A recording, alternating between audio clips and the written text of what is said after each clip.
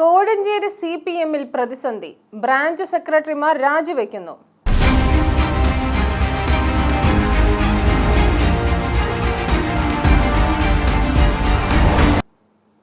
നമസ്കാരം, ജനശബ്ദം ന്യൂസിലേക്ക് സ്വാഗതം. ജില്ലാ സെക്രട്ടറിയും സെക്രട്ടേറിയറ്റ് മെമ്പർമാരുമാകാൻ കരുക്കൾ നീക്കിയ നേതാക്കൾ. അടിത്തറയിലാകട്ടെ പ്രധാന പ്രവർത്തകർ രാജിവെച്ചൊഴിയുന്നു. CPM മല്ലപ്പുഴശ്ശേരി ലോക്കലിൽ 2 ബ്രാഞ്ച് സെക്രട്ടറിമാരാണ് രാജിവെച്ചത്.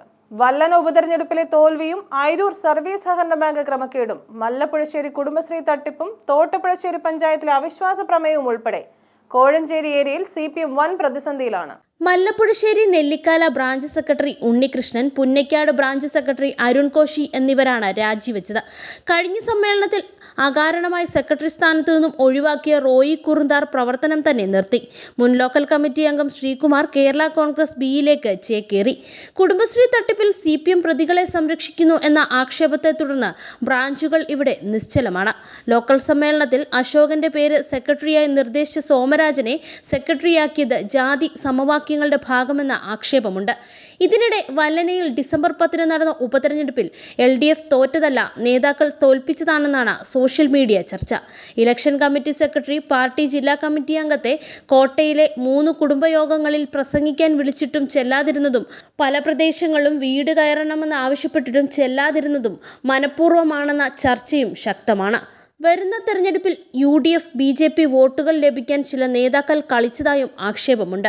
പാർട്ടിയുടെ ഈ അപജയത്തിനെതിരെ ഏരിയ ഓഫീസ് സെക്രട്ടറിയും LC അംഗവുമായിരുന്ന സൂരജിന്റെ ഫേസ്ബുക്ക് പോസ്റ്റ് ഒരു കമ്മ്യൂണിസ്റ്റിന്റെ ഹൃദയവിലാപമാണ്.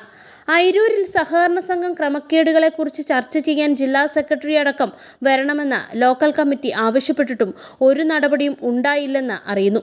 ഈ വിഷയം ഉയർത്തിയ K ബാബുരാജിനെ ഏരിയ കമ്മിറ്റിയിൽ നിന്ന് ഒഴിവാക്കി ആരോപണ വിധേയനെ സംരക്ഷിച്ചത് ഏരിയ ജില്ലാ നേതൃത്വത്തിന്റെ കൂറ് വ്യക്തമാക്കുന്നു.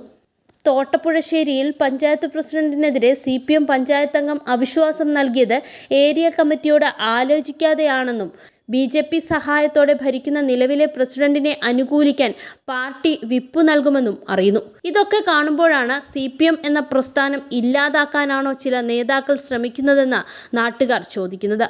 പാർട്ടി ഇല്ലാതായാൽ എന്താ, നേതാക്കൾക്ക് സ്ഥാനമാനങ്ങൾ മതിയല്ലോ. News bureau, Kozhencherry.